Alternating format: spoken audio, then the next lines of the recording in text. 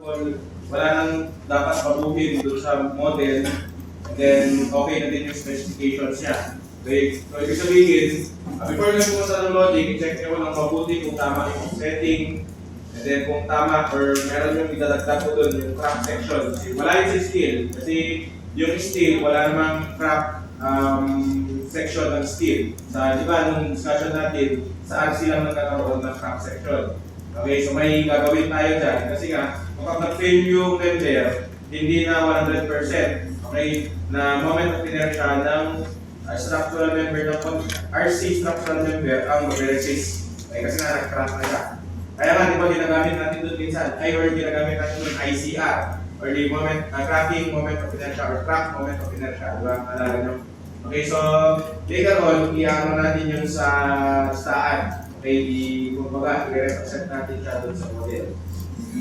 Okay, and then after natin kasi doon is mag-start na tayo ng loading. Okay, so yung pinakaunang gagawin natin kapag unlike ano kasi no, before pala doon, unlike sa steel, especially yung thrust nyo, okay, yung thrust kasi hindi kayo nag-Smith analysis doon. Okay, ang ginawa nyo lang doon is with analysis naman. Okay, kasi ang thrust naman, hindi naman critical ang seismic dyan kasi magaan lang siya. Okay, and then pwede lang siyang gumalaw-gulaw, especially yung thrust na yan is ano lang yan, nakapatong, supported doon sa may beams yun, di ba? So ano lang yan, kumbaga, yung point ko is hindi siya critical or hindi masyadong makaka-apekto sa kanya ang seismic movement. Okay, pero dito, ibahin mo, especially sa RC. Okay, sa RC kasi, siyempre, isipin nyo, puro bukos yan.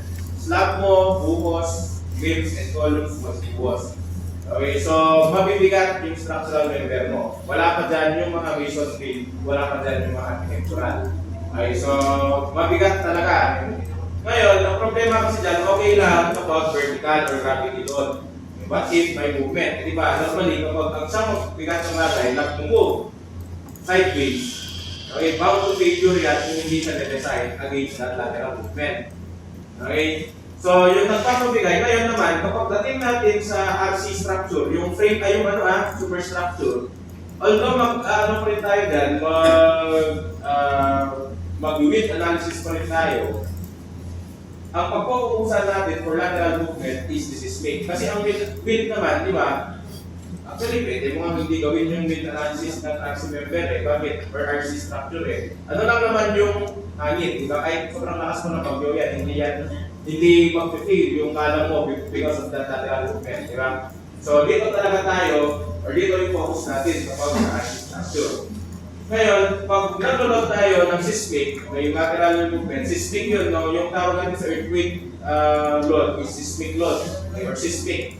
Yung una natin gagawin dyan is i-determine muna natin kung anong type of structure na ginawa natin. Diba? Sabi ko sa inyo before, yung unang gagawa kayo ng structure as much as possible, or yung ngayon muna, since nag-start pa lang tayo ng design and analysis, dapat yung beams natin is parallel sa XNZ muna. Okay, kasi kapag yung beams mo and yung beams mo is parallel sa XNZ, yung beams, horizontal beams kasi yung column is considered as beams sa staan eh. Pero column na pa yung natin dyan, estimation natin. Okay, kapag hindi kasi yung parallel sa XNZ, makakonsider na yun as irregular. Ito pala irregular and unsymmetrical to. So, pati ano na lang ito dyan. Or ayusin ko naman bago ko ito. Irregular and unsymmetrical, irregular structure siya. Okay, ngayon kapag XNZ, parallel doon yung horizontal beam mo, doon magpapol dito sa regular. Okay, so lahat naman tayo dito naka-regular structure. Ngayon, meron pang isang classification yan. Kung symmetrical or unsymmetrical yung structure mo. Kasi nga, ang symmetry ng isang structure, malaki yung epekto niyan kapag nagkaroon ng lateral movement. Maisipin mo, yung end building sana, hindi siya symmetrical. Let's say, di ba, pa letter U yun. Let's say, mas mahaba yung sa right side compared sa left side. E di kung magkaroon ng lateral movement, mas madami o mas mabigat yung load na magagaling sa right, itatransfer niya sa left. So, ibig sabihin, yung story drift, okay, yung tinatawag natin, yung story drift kasi class is yun yung layo. Okay, kumbaga pag nag-sway yung yung structure mo pa ganyan, yan yung yung layo ng ilog ng structure mo dahil swaying na yun. So, ibig sabihin, mas malaki kasi nga Di ba, from right na mabigat, tatapon niya sa left, sobrang bigat. Di mas malaki yung story. Ano? Okay. Ngayon, hindi lang sa itsura ng framing na determine ang pagiging symmetrical or unsymmetrical ng isang structure. Pwede din kasi dyan, symmetrical nga yung framing mo, pero yung load is unequal. Okay, for example, yung ano naman natin, end building. Okay, so symmetrical siya, pero let's say sa right side, andun lahat ng laboratory. Let's say for example, yung UTM, lahat na ng laboratory. Which is, kapag i-imagine nyo lang yung UTM, di ba? Sobrang laki nun, sobrang bigat nun. Ay, ibig sabihin, mas mabigat sa right compared sa left. So, consider ko rin yun as unsymmetrical. Okay? Ngayon, majority of you, for sure, unsymmetrical yung ginamit. Okay, tama? So, kahit na kahit na hindi na mukhang, or kahit mukhang symmetrical na yung gano'n nyo, yung frame nyo, i-consider na lang natin siya as unsymmetrical. Kasi nga, for sure, hindi pantay yung loading nila, tama?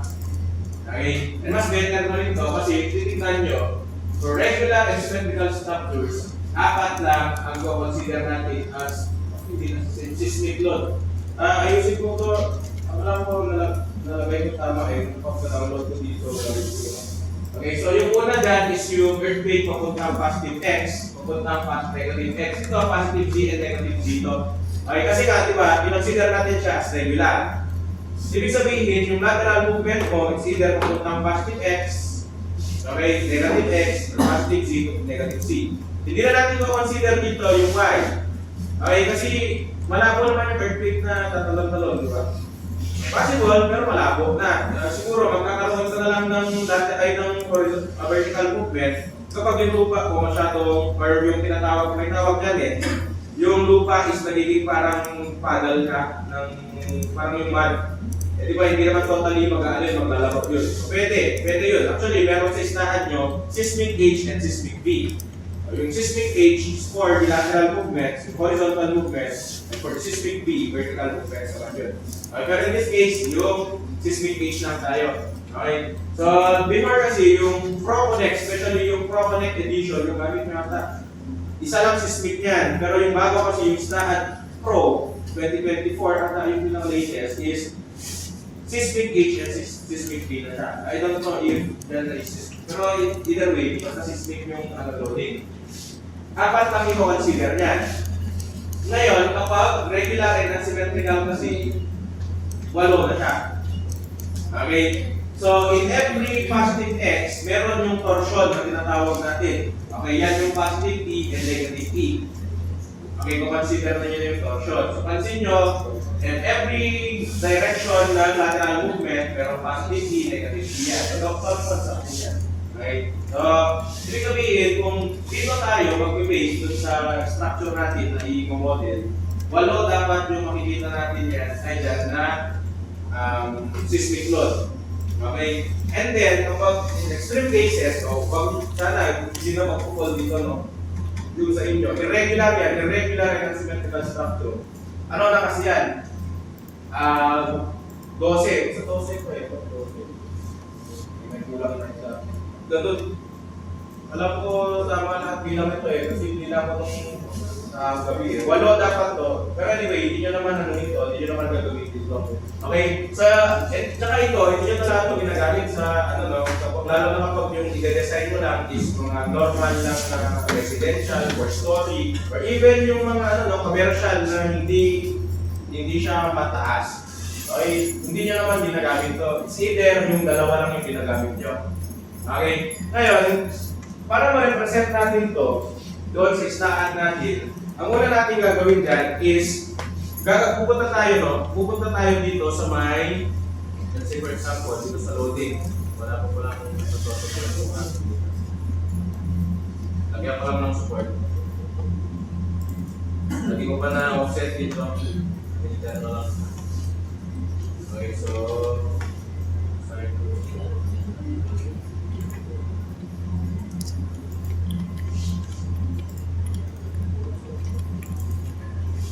punta tayo sa loading. Yung pinakauna yung gagawin dyan, punta muna kayo dito sa load case details. Ay, huwag nyo munang sabayan. Later na lang. Kasi bawal kayo magkamali dito. Okay?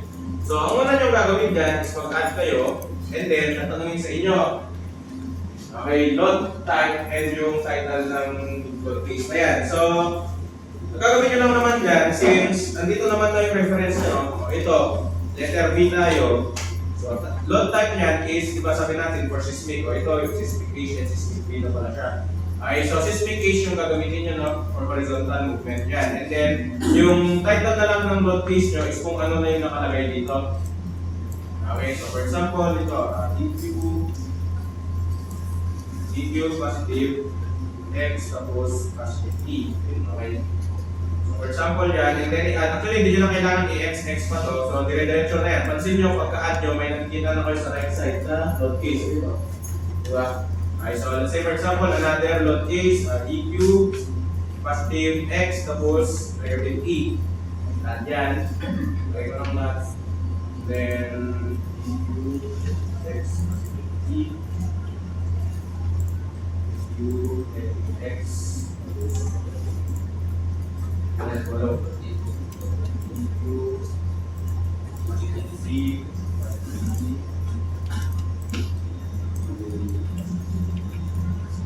E, EQ, negative zero, negative Z, positive E, tapos lastly yung EQ, negative Z, negative E. Okay, so dapat yan lahat yung walo na nandito. So, ngayon, itong seismic kasi, kung mag-ano kayo, no, ang gagawin mo kasi dito, mag-a-add ka na. Yung pag-a-add mo kasi dito is, kumbaga, sa ganitong direction, ano yung, di ba, ito lang kasi, define mo pa lang kung ano yung movement. Okay, ngayon, di ba, kung isipin mo kasi, ang lateral movement, especially earthquake na, di ba, yung movement niya naman yan, may i-carry siya na load, yung bigat ng structure. Okay, yun yung x-ray niya. Okay, so yun yung gagawin nyo dito, mag-a-add, pero wag mo na kayong mag-a-add. Okay, kasi later, for example, nag-add kayo dito, and then pupunta kayo ng seismic. Ang sasabihin sa'yo, seismic definition is required in order to assign a seismic load. So, anong ibig sabihin yan? Kailangan mo munang i-define, no, yung load na gagawin mo for this lateral movement. Okay, ibig sabihin yan, ano yung mga gagalaw na load kapag ganito ang movement. Okay?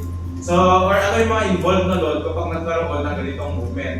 Eh kapag earthquake, ano pa yung mga normally na involved sa load? Ay na pag nagkaroon ng movement, ano ba yung mga involved na load dyan? Na i-carry yung lateral movement, ano? Siyempre, una, dead load. Okay, di ba kasi yung bigat ng structure, dead load yan. So kapag nagkaroon ng lateral movement, di ba yan yung bigat na isa-sway ng structure nyo, tama? Okay, as well as the live load. Ngayon, saan ba yung pinatawag or saan yung sinasabi niya na definition? Okay, kailangan daw muna natin i-define. Dito yan. Saan yung nagagamitin yung definition? Dito sa taas.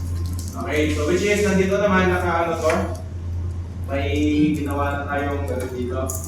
Parang, ano siya, parang sundan nyo na lang. Kaya sabi ko sa inyo, huwag nyo na munang huwag nyo na munang sundan. Okay, kasi meron naman akong ilagay na procedure dito. Okay, so, gagawa na rin pala natin, no, ng load case detail, nalimutan ko, yung dead load and live load dito.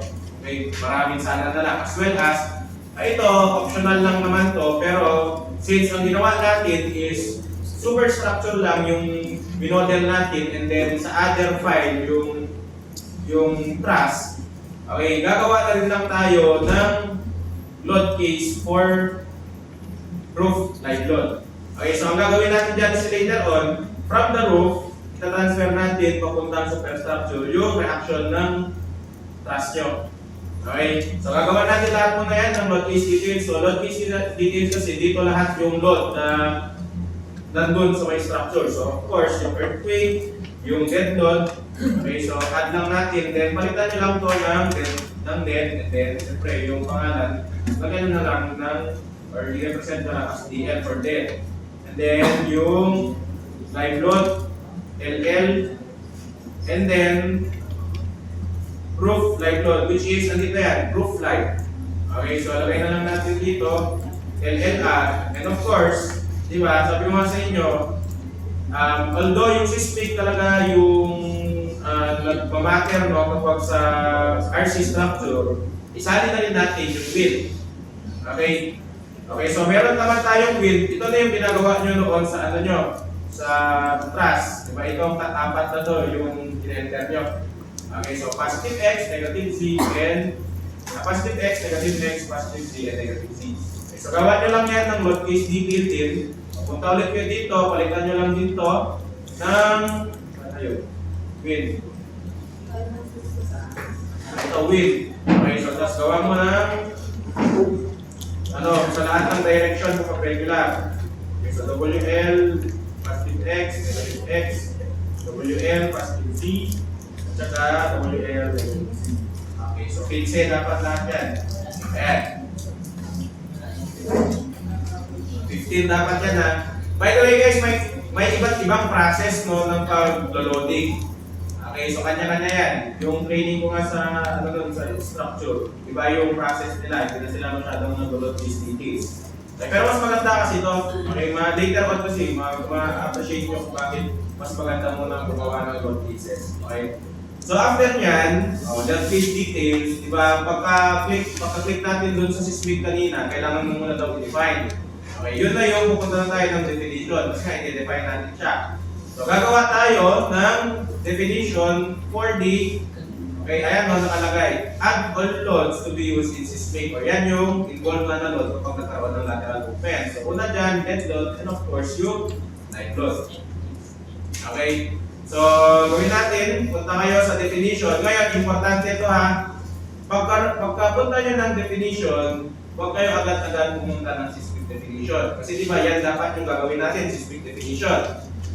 Yung una nyo munang gagawin, dapat dapat ito yung tamang pagkasunod-sunod. Crucial yung pagkasunod-sunod dito. Kasi kapag hindi ito, pag nagkasunod-sunod ng maayos, magkakaroon ng error. Okay? So una nyo gagawin ha, reference load definition muna. Okay, gagawa kayo ng reference load definition for dead load and live load. Okay? So parang kanina lang din naman to, palitan nyo lang ng dead, nalay kayo, DL, and then for live load. Okay, dyan muna. Okay? So, nakagawa na kayo ng reference load for dead load and live load. Okay, so ano ba yung mga load na under dead load? Una, self-weight. Okay, so add tayo. Ngayon, nasa sa inyo ito, no? Ang tinuro kasi sa inyo is negative 1 always, tama. Pero pwedeng positive yan. Okay, kung positive yung kung positive yung nilagay nyo dito as your factor, ibig sabihin niya, lahat ng load na pababa is positive.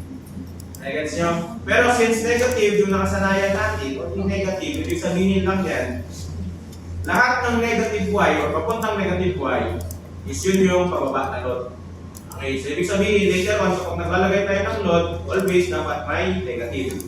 Okay, pero pag pinasitive mo to, kahit later on, kapag gagawa ka ng load, lahat naman ng load mo, naka-positive dapat. Okay, pero in this case, negative 1 na lang kasi yan yung nakasanayan natin, di ba? Sinabi ni Sir John, pag may, di ba, pag may question mark, ibig sabihin, hindi pa siya kaka-assign. For self-weight, assign to, lang yan. Okay, so yan yung weight na ng column and yung beam mo.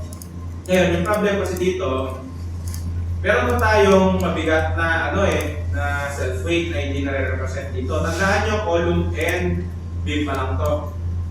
Okay, so ano pang kulang? Slab. Ang slab, isa sa pinakamabigat, isipin nyo, per area yan. Okay, ngayon, huwag nyo gagawin nyo yung ginagawa ng maramihan, or may mga hindi naman pala maramihan, yung ginagawa ng iba na, yung for example, yung sa inyo, nilagyan nyo ng plate to. Okay, ang ginawa nyo, naglagay kayo ng plate, tapos, nirepresent nyo yun as may gumawa nun dito ba yung set na yun, yung gumawa ng plate dito sa Huwag nyo gawin yun. Okay? Kasi yung plate na yan, pure mostly ginagamit yan for shear lang. Okay, shear wall. Eh kapag kasi yung gagamitin nyo, masyadong mabigat yan. Then lalaki yung, masyadong malaki yung design. Okay, meron namang function sistahan wherein automatic na yan. For example, itong second floor, i-isolate ko itong second floor. Meron namang ano sistaan na kung saan, for example ito, di ba, butas-butas file kasi walang slab. Pwede mo lang naman yan i-represent ka istaan, sabihin mo sa kanya, ito yung floor natin. And then, si istaan na bahala, i-distribute yung load sa mga beam. Automatic na yan. Okay, hindi nyo yan kailangan i-represent as plate. Ngayon, ang problema lang dyan, kailangan mo kasi mag-group dito. Okay, kasi nga, hindi mo naman ma-assign dito sa gitna o yung butas kung saan ilalagay yung slab, yung kanyang load. Kasi nga, wala ka naman pag ano dyan. Gusto mo i-mano-mano, pwede lang din. Kunin mo mano-mano yung bigat ng slab dito, tapos i-mano-mano mo na rin siya i-apply dito. Which is mahirap. Kaya meron tayo option na group, ginawa nyo na rin yun. Okay? Di ba, una yung gagawin dyan is i-determine nyo muna kung saan yung one way sa two way. I-group mo siya, depende kung one way or two way yan. Ngayon, ganito. Ginawa nyo kasi steel for sure, hindi kayo nag-offset, di ba? Hindi kayo nag-offset. Sa steel kasi, hindi ganun ka-critical, no, yung offsetting. Pero kapag RC kasi, critical yan. Kasi meron tayong tinatawag na eccentric and concentric. Na yun yung next, ano natin, yun yung next topic na rin after ng kaya mas maintindihan nyo rin. Okay, ngayon, for example kasi, itong beam na to. Ito kasi naka-offset na itong beam na to. Naging 4.115 na lang siya. Originally, yan is 4.5. Okay, ang nangyari kasi dyan, nag-move ka ng 0.35, nag-move ka ng 0.35 kasi nga yung column dito is 0.35. Ay, 0.35 over 2, 0.35 over 2. Nagets nyo? So, ibig sabihin, ang nangyari, yung 4.150 na to, yun na yung clear length ng beam. Kasi di ba, ginawa ko dyan, flash nyo yung beam dun sa may mismong face ng column. Nagets nyo? Pero sa pagsasolve, no, ng or pag-determine ng one way and two way, tandaan nyo, is always center to center ng column ha. Huwag nyo gamitin yung naka-clear length. Nagigets? Okay. So, di ba sabi natin, ay nabanggit naman natin dito nung toss pa lang. Okay. So, ang gagawin natin dyan, self-weight, yung para sa beam and then moving on sa self-weight naman ng floor. Okay, so paano ba natin malalaman kung yan is two-way or one-way? Kapag yung longer to shorter side ratio is less than or equal to 2, yan is two-way. Kapag greater than 2 naman, yan is one-way. Or pwede rin naman, baliktarin mo yan, 0.5 and less than or equal to 0.5 tsaka greater than 0.5. Pero ito na lang, isa lang naman kailangan na dyan. So, originally 4.5 yan, tapos ito is center to center niya, 3.5. So obviously, itong portion na to is two-way yan. Okay, so yung two-way dito, yung sa inyo, kaya na ako mag-determine ha. So basta tandaan nyo lang ito. Okay, so yung two-way kasi dito is ito up until dito, two-way yan. Okay, so gagawin nyo lang naman dyan, create a group, Ctrl G. Kumbaga, nag-ano lang ako dito kasi ginawa nyo kay Sir John pala. Okay? So sa inyo, kailangan lagyan nyo, no, mas later on kapag nasa field na kayo, ugaliin nyo mag-group na yung, ilagay nyo yung floor kung saan. Okay, para hindi kayo malito. Okay, so for example, ito, second floor. Sa inyo, third floor. So obviously, dapat may 4 later on sa inyo. Sa akin, 2 lang. Kasi, second floor lang to. Okay, isa nga, tama, 2 pala. Kasi yan lang yung two-way and one-way for second floor. Sa inyo, 4. Two-way and one-way for second floor, tapos two-way and one-way for third floor. I guess. Okay? So, two-way ay 2F and then bawal mag-space dito. So, underscore na lang and then two-way. Then, huwag niyong kalimutan, palitan ito ng floor. Okay? Then, okay, tapos create ulit tayo for one-way naman siya. And then, dito floor again. Tapos, di ba, gagawin lang natin dyan, i-assign mo lang siya. In this case, di ba, ito yung two-way natin. I-assign to selected geometry mo lang yan. Okay, pwede mo yan i-check through highlight. Okay, highlight mo lang yan siya. Okay, assign naman natin yung one-way. So, yung one-way dito is ito, at saka ito. Pwede nyo na lang i-check yung sa inyo. Yan yung one-way. Ngayon, pansin nyo, may butas dito na hindi mo na consider, di ba? Kasi yan is stairs. Okay, yung stairs ha, huwag nyo lagyan ng stop yan. Yan. Okay, so associate natin. And then, pwede mo ulit check kung may light. Kaya siya. Okay? So, kapag na ano mo na yan, kapag na-group mo na yan, pwede ulit magdagdag ng another self-weight for slab doon naman sa doon. Okay, add tayo, and then punta tayo floor load. Ngayon, ito kasing range na to, kung hindi na-explain sa inyo, yung range kasi yan, basically, yung mga range na yan, imamano-mano nyo siyang ita-transfer. Okay, kaya mas better na yung group yung gagawin natin. Okay? So, yung pressure, depende sa inyo kung ano yung ginamit yung thickness ng slab dyan, di ba? Okay, so thickness ng slab times the unit weight of concrete. Yun naman ang gagawin yan, di ba? Okay, so nasa inyo na yan, kung gagamitin nyo is 24 kN per meter cube, or 23.56, or 25. Okay, discretion nyo na yan, basta siguro, doon sa tatlo na lang, yung gamitin yung unit weight of concrete. Kasi yan. Okay, in this case, ang ginamit ko dito is 150, so 150 tapos 24. Yung ginamit kong unit weight ng concrete, so 3.6. Okay, so since ang ginawa natin, yung self-weight natin, negative 1, o dapat yan is naka-negative 3.6. For two-way, huwag mong i-check yan, automatic no, ang default yan is two-way. Okay, add mo lang yan, and then, another, automatic na pala yan, no? Automatic na yan, mag-a-assign kasi nandun na yung sa group yung nilagay nyo. Okay, ngayon dito naman sa one way, same pressure, tapos i-check nyo lang naman to, one way distribution. Okay, so then add mo lang yan, tapos gusto mo siyang tignan, ayan siya. Okay, kung makikita mo naman, di ba, nabanggit na to or na-discuss na to nung toss. Okay, na yung itsura ng two ways, pag ganito, pero bakit? Hindi, bago to, ayun pala, may line pala. Okay, so tingnan, parang kasi, nawawala yung line dito, no? Pero pag i-zoom mo siya, may line na rin. Okay. So, di ba na-explain na ito ng cost ng two-way, ganyan ang, alam yan, di ba nagmano-mano pa tayo noon kung paano i-load transfer yan. Dito is triangular, tapos dito trapezoidal. Dito two-way. And then dito one-way. Kasi yung one-way is hati ng longer, parallel sa longer, tapos yung magkabilang beam, yun yung magbuhat, di ba? Okay. So, ganyan siya, na-represent mo na siya through yung lang, hindi mo na kailangan gawan ng plate. Okay, so ganyan lang naman yung So hanggang dyan muna. Okay, then tignan natin siya sa whole structure. So dapat ganyan yan. Okay, yung kulay blue pala dyan, for example, nag-select ka ng load dito, yung kulay blue, yun yung naka-highlight. Okay, yung kulay green, yun yung hindi. So for example, ito two-way. So lahat ng two-way na kulay blue. Then dito naman one-way, yung mga one-way na kulay. Okay, so hanggang dyan muna yung gawin natin. Okay, so later na yung live load, and then mahaba pa naman to, pero midterms finals ito naman gagawin natin. Okay? Sige. So make sure muna, before kayo punta ng loading sa, ulitin ko, check nyo muna yung specification. So, i-discuss ko lang yung gano'n din. Okay, i-check nyo muna yung offset nyo na, i-send ko lang yung email. Dito kasi nasabi ko na i-send ko lang sa email ko yung sumagal ko. Nakalimutan ko kasi, alam ko na-discuss ko na.